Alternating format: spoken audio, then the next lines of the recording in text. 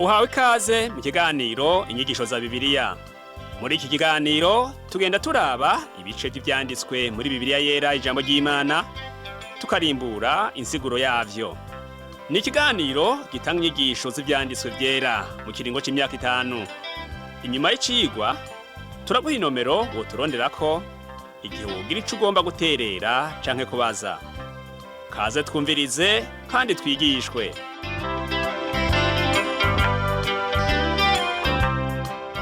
Nshuti nawe mugenzi uri kurumviriza iki kigwa cy'inyigisho za Bibiliya, ndakuramukije amahoro mwami wacu Yesu Kristo abane nawe. Uri kumwe na Pastori Samuel Nsabimbona ndakigushikiriza.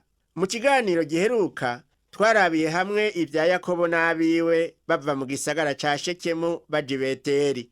Esawu amaze gusubira iwe, Yakobo nawe yahisemo kuja kuba i Salemu, i Sukoti, agura agatongo n'umwami waho aba ariho yubaka inzu.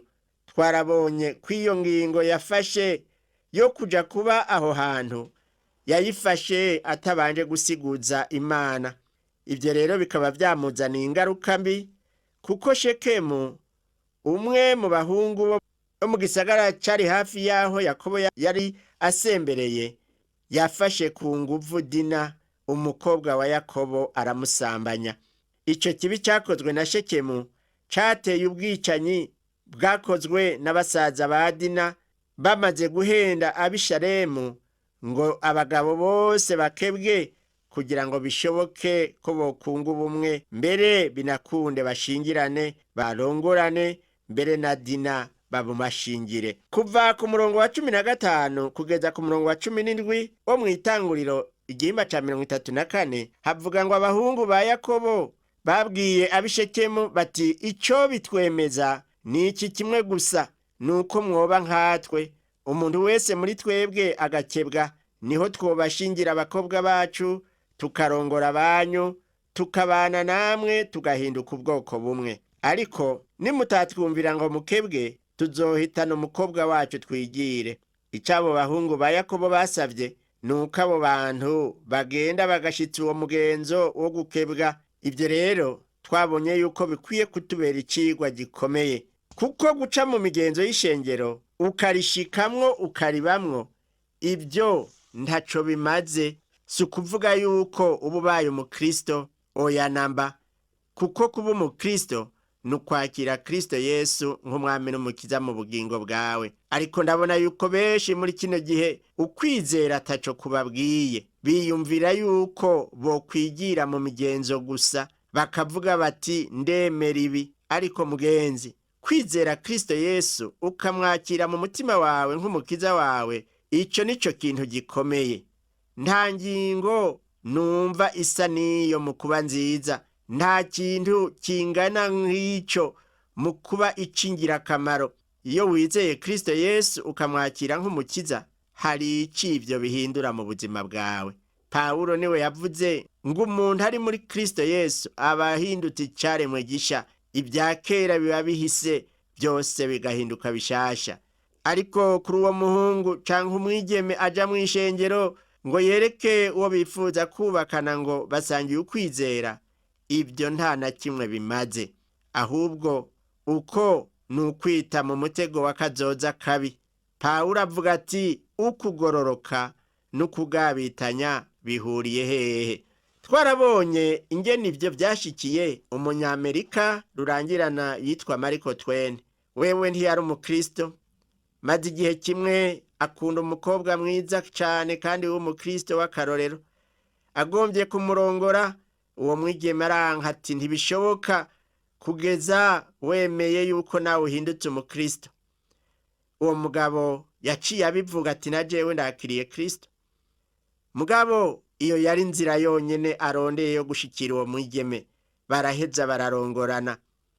Mariko Twain naho yari amaze kuvuga iryo jambo, yabandanije kwibera rurangiranwa, wa muntu nyene agendana akavugana n'abantu bakomakomeye bo mw'isi. Umunsi urizina agarutse imuhira aho yaba mu ntara ya Missouri muri Amerika, harageze umwanya wo kuja gusenga. maze aravuga ati urabona rero sinobandanya mu byo guhendana. Abwira umukenyezi wiwe ati wewe woshishikara ibyo gusenga, ariko jewe ico nzi nuko ntari umukristo. Ntacyo novuga rero amarushwa yaciye akurikira mu rugo rw'abo bantu. Ubuzima bw'uwo mwigeme yahora ari umukristo w'igikundiro bwaciye bwononekara bimwe bikomeye. Nshuti yanje mukundwa uri kuranyumviriza, aba bahungu ba Yakobo baravuze nabo bishimikiza imigenzo bati nimwakurikiza umugenzo wo gukebwa bizoba bikwiye. Benshi biyumvira yuko winjiye mu ishengero rinaka ukamenyera imvugo nziza y'aho hantu ukanafata ku mutwe imirongo yo muri Bibiliya ngo ibyo birahagije ububaye umukristo. Ariko nshuti yanje, ibyo ntibivuga yuko uri umukristo, kuko n'abagira ibirori nabyo barashobora kubikora gutyo. Iyo wizeye Kristo hari ikintu kidasanzwe kiba cinjiye mu buzima bwawe maze kikagutera guhinduka uwundi muntu mushasha.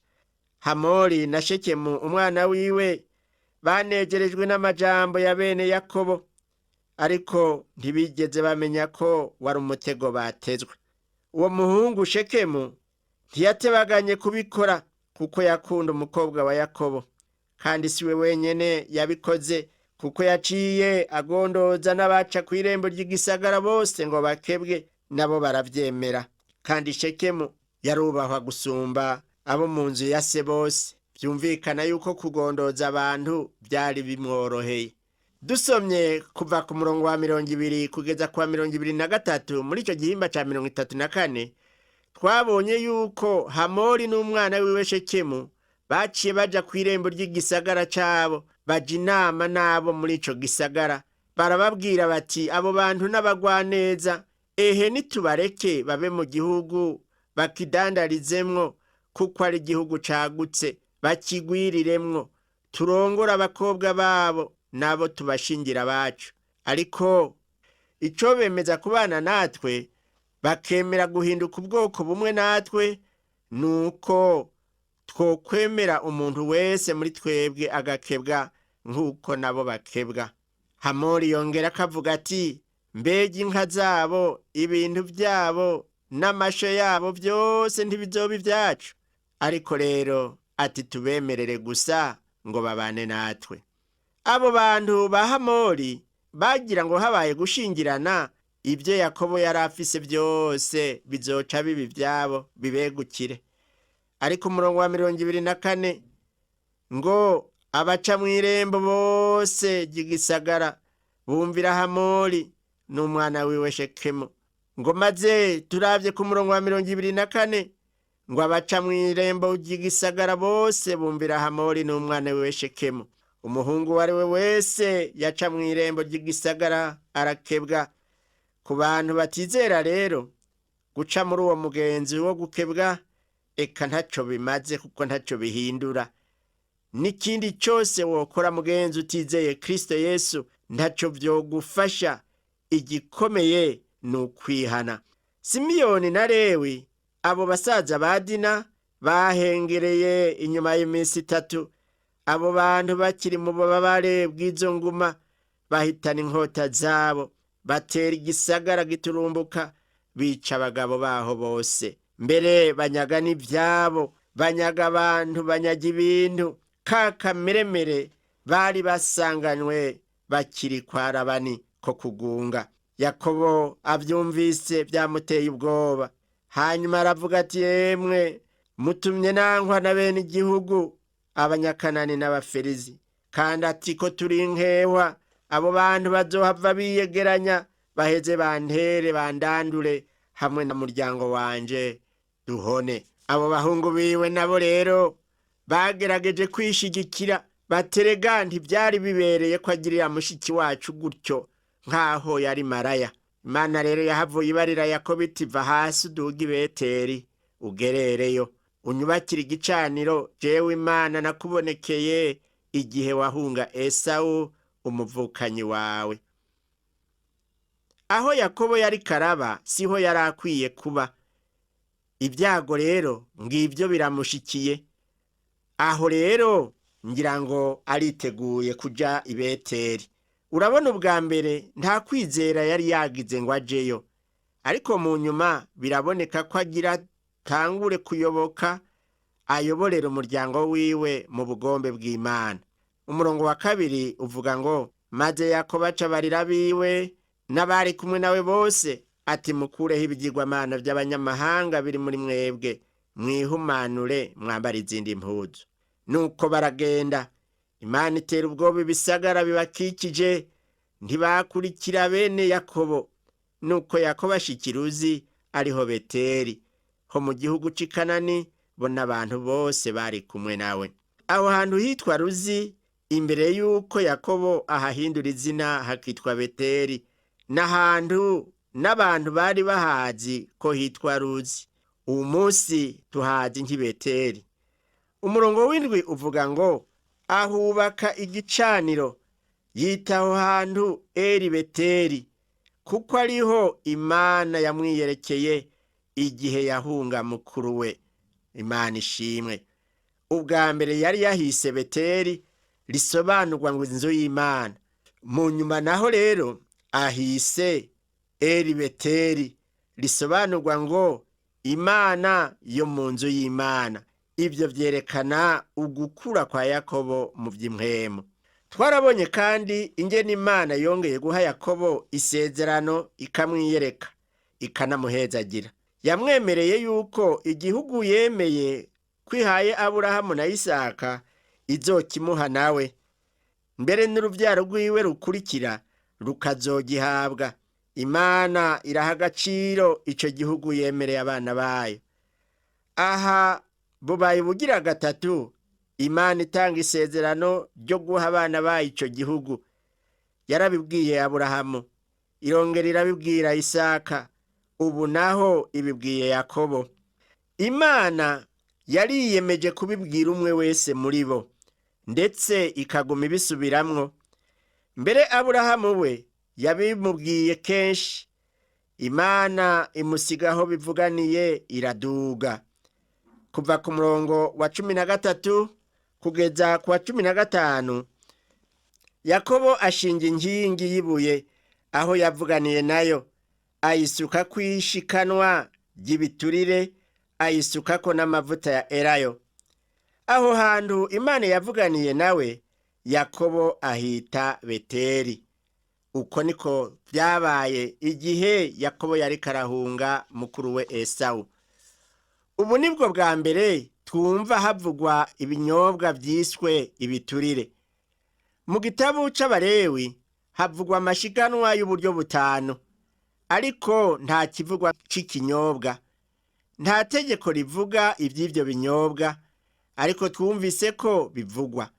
Mu by'ukuri ibinyobwa biri mu bintu vya mbere byatangwa ko ishikanwa kuva na kera, kandi ibi binyobwa bifise isobanuro rihambaye ku bizera ba kino gihe. Ico kinyobwa ngo casutswe ku bindi bimazi, maze kiraheza kirashururuka. Intumwa Pawulo abwira ab'Ifilipi ati uko niko agomba yuko ubugingo bwiwe bumera, gusukwa nk'ishikanwa ry'ikinyobwa. Reka dutandukire ku nkuru ya Rakeri, ingene yapfuye ariko aravyara Benyamini. Umurongo wa 16 wo muri iki gihimba ca 35 mu gitabo c'Itanguriro haravuga ngo bava i Beteli baragenda, bari basigaje akarere bagashika muri Efurata. Rakeri araramukwa araremba. Rakeri yari afise umuhungu umwe Yosefu, none aronse wa kabiri. Ku murongo wa 17 na 18 naho haravuga ngo maze akiremvye umwakirizi aramubarira ati ntaco utinya, kuko hava uvyara uwundi muhungu.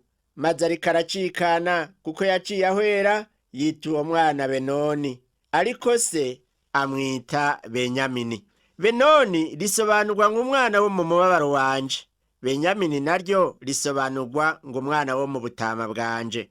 Urupfu rwa Rakeri rwarababaje Yakobo, ariko mu nyuma ukuntu Rakeli yapfuye byahavuye vyerekana ingene Yakobo yari afise ku mutima bidasanzwe abo Rakeli yavyara.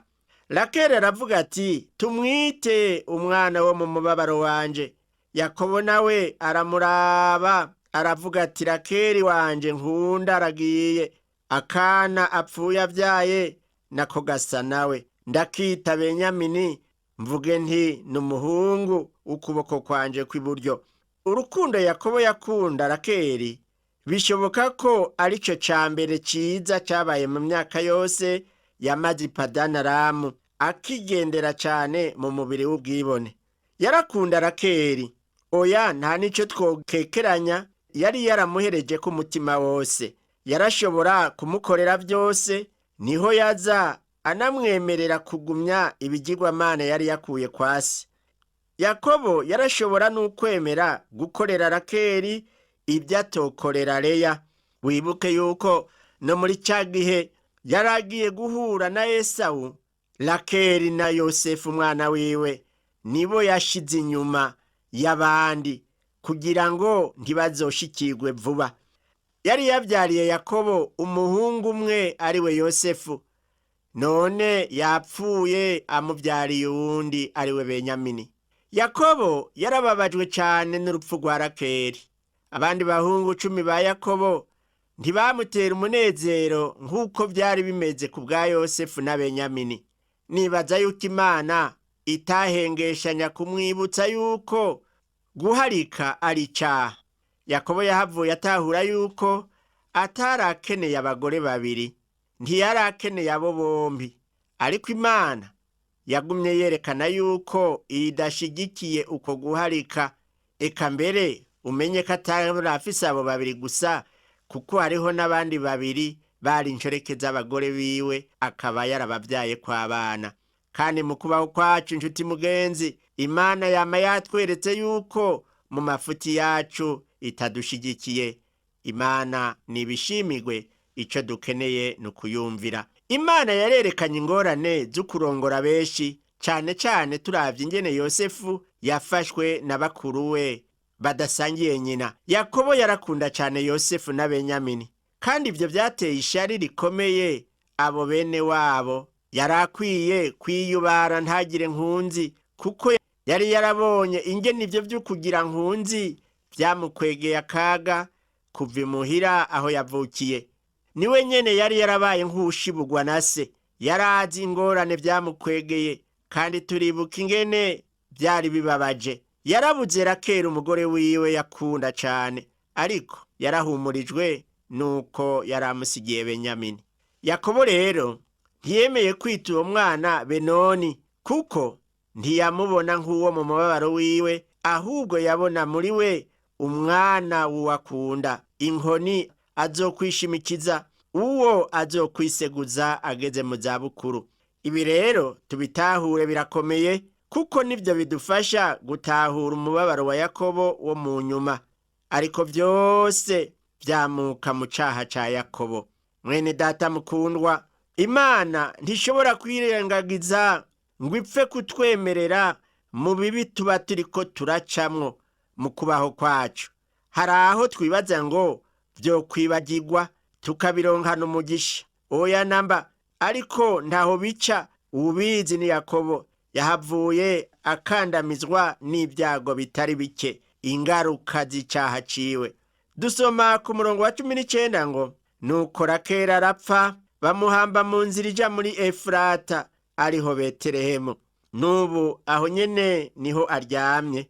N'uwo munsi harabajayo bavuga ko bayibona bakayifotora. Ku murongo wa 20 naho haravuga ngo Yakobo ashinga inkingi kumva yiwe, niyo nkingi y'imva ya Rakeli ikiriho no kugeza iki gihe. Nukuvuga yuko Mose yarinze yandika ibi iyo mva ikiri aho hantu, ariko nubu iyo mva niho ikiri. Dusoma ku murongo wa 21 haravuga ngo Isirayeli akomeza inzira, ashinga amahema hirya y'umunara wo muri Ederi. Kuva ku murongo wa 22 kugeza ku wa 26 naho turasoma ngo maze Isirayeli akiri muri ico gihugu, Reyubeni aragenda asambana na Biluha inshoreke ya se. Isirayeli arabimenya, nuko abahungu ba Yakobo bari 12. Aba Leya ni Reyubeni imfura ya Yakobo, Simeyoni, Lewi, Yuda, Isakari na Zebuloni. Aba Rakeri ni Yosefu na Benyamini. Aba Biluha inshoreke ya Rakeri ni Dani na Nafutali. Aba Zilupa inshoreke ya Leya ni Gadi na Asheri. Abo nibo bahungu ba Yakobo yavyariye i Padanaramu. Mu vy'ukuri rero Yosefu na Benyamini nibo bahavuye baba barurangiranwa. Aha rero turabonye amazina y'abo bahungu ba Yakobo bavyaye kuri abo bagore bose. Mu vy'ukuri Yosefu na Benyamini nibo bahavuye baba barurangiranwa, bakaboneka ko ari bakuru. Abandi bose nta kintu kiboneka bavuyemwo. Ibi rero vyongera kutwereka yuko Imana itanezererwa guharika. Umuryango wa Yakobo urakwiye kutubera icigwa. Niko turazi yuko ari inarumerabani yamukwegeye akaga, ariko Yakobo byaramukurikiranye. Umurongo wa 29 ukaba ari wo wa nyuma w'ico gihimba cya 35, haravugwamwo amajambo yerekana ivy'urupfu rwa Isaka. Avuga ngo Isaka aracikana, apfa yisaziye neza, ageze mu zabukuru, ajiyo abiwe bagiye. Esawu na Yakobo abana biwe baramuhamba. Urabona yuko mugenzi, inyuma y'ibi vyose vyari vyabaye, Yakobo ntiyashoboye kongera kubonana na se Isaka. Ibyo tubona hano mugenzi, ndibaza yuko urupfu rwa Isaka arico kintu conyene cyashoboye kwegeranya Esawu na Yakobo mu myaka yose yakurikiye aho Yakobo agarukiye mu gihugu c'iwabo. Yakobo ntiyari yagiye kubana na Esawu, kuko igihe Esawu yari yamuhamagaye ngo aze kubana nawe i Seyiri, Yakobo ntiyemeye kujana nawe, yaciye aja kwibera i Sukoti. Kandi twarabonye amagorwa Yakobo yagiriye i Sukoti, kuko ntiyari yumviye Imana ngo atere intambuko asubire mu muryango w'iwabo, canke naho ngo agende aje i Beteli, aho Imana yari yaramwiyerekeye ubwa mbere akiri karahunga mukuru we Esawu. Ibi rero nshuti yanje, twabonye yuko iyo umuntu atizigiye Imana, ntabandanye kuyizera, agaca mu nzira inyuranye n'ibyo yamubariye, biraheza bikazana ingaruka mbi. Twabonye abahungu ba Yakobo bakora ikintu c'agahomerabunwa mu kugandagura abanyagihugu bo mu gihugu ca Shekemu, kandi abo benshi ntaco bazira, kuko icaha cari cakozwe na Shekemu. Kandi naho ico caha cari cakozwe, twarabonye yuko kitari gukurikirwa n'ukwihora, kuko Imana irihaniza ivyo kwihora. Ihorihori abarundi bavuze ngo rimara umuryango, kandi kuri Yakobo abonye iryo horihori ribaye, yaciye ategwa n'ubwoba. Aravuga ati noneho munkwegeye kuzokwankwa na bene iki gihugu, baheze bazokwiyegeranye, baze batumare baduhonye. Ariko rero Imana y'abizera, ariyo Mana ya Yakobo, twabonye yuko yaciye ibwira Yakobo kuva muri ico gihugu kugira ngo aduge i Beteli, aheze ayubakireho igicaniro. Kandi amaze kubakayo ico gicaniro, acita izina. Izina yerekana yuko ari Imana yo mu nzu y'Imana. Ibyo rero natwe turakwiye kuvyibuka, kwama twibuka ikibanza c'Imana mu gihe cose. Twabonye yuko iyo umuntu ari muri Kristo Yesu, akwiye kwama yibuka igihe yakiriye agakiza, agaheza akakabungabungisha gusenga no kwama yibuka ingene yatanguye urugendo. Mbega none nshuti mugenzi, woba wabonye yuko muri iki gihimba duhejeje gusoma havuzwemwo ivy'urupfu rwa Isaka, ivy'urupfu bidasanzwe. Ubwa mbere hari urupfu rw'uwitwa Debora, umurezi wa Rebeka. Ubwa kabiri hakaba n'urupfu rwa Rebeka nyene ubwiwe. Hanyuma habayeho urupfu rwa Rakeri.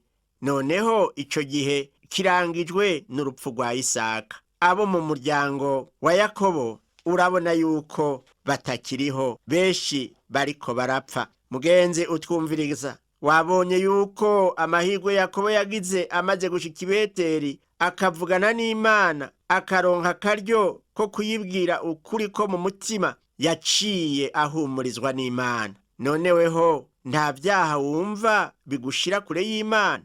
Umaze kwihana ugaha ubugingo bwawe Yesu Kristo, ntutega ubwoba n'urupfu, kuko uba ufise ubugingo budahera. Reka rero ndakwinginge nshuti yanje mugenzi, usubire wibaze ingene ubayeho uwo munsi. Isaka harageze igihe arapfa, kandi wewe nanje nshuti yanje hazogera igihe tuve muri uyu mubiri.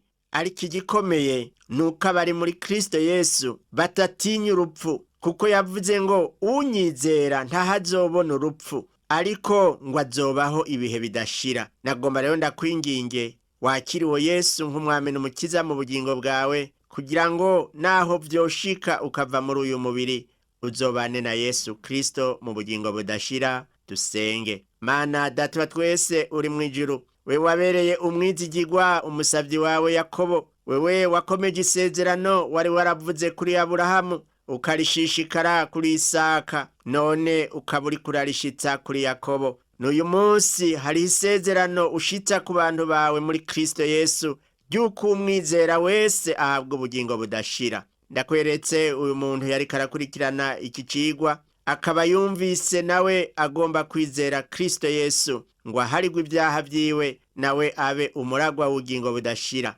Numuharire Mana, numwemerere umuhindura icaremwe gishasha, umukure mu gitabo c'abo gucirwa ku rubanza, umushire mu gitabo c'abana b'Imana, azoraga ubugingo budashira. Ndabisenze mu izina ry'umwami n'umukiza wacu Yesu Kristo, amen. Cigwa cacu cyo kuri uno munsi igarukiye ngaha, naho ubutaha umwami wacu Yesu Kristo aguhezagire.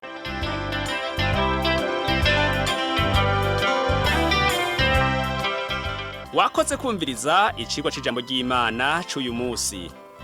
Ushobora kumviriza n'ibindi biganiro by'inyigisho za Bibiliya, canke ukabikwega kuri uru rubuga rwa interinete rukurikira: http utuburungu tubiri uturongo tubiri duhengetse ttb akaburungu twr@org.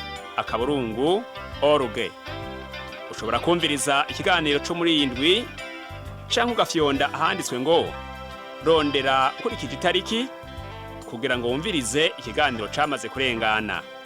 Ushobora no gufyonda ahanditswe ngo rondera ukurikije ivyanditswe, kugira ngo wumve ibiri muri ico gice c'ivyanditswe vyera ugomba. Ufite ico wunganira canke ubaza, twandikire. Email ni twr@gmail.com. Ushobora kandi kudusanga kuri Facebook yitwa Burundi. Ushobora no kutwakura kuri telefone yo mu biro, inomero ni 22 24 26 57 mu masaha y'akazi, canke kuri telefone ngendanwa, inomero ni 69 67 12 77 79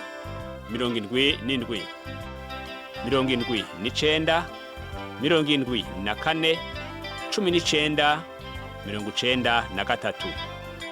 Udusanga kandi kuri Whatsapp, nimero ni 79 38 71 99.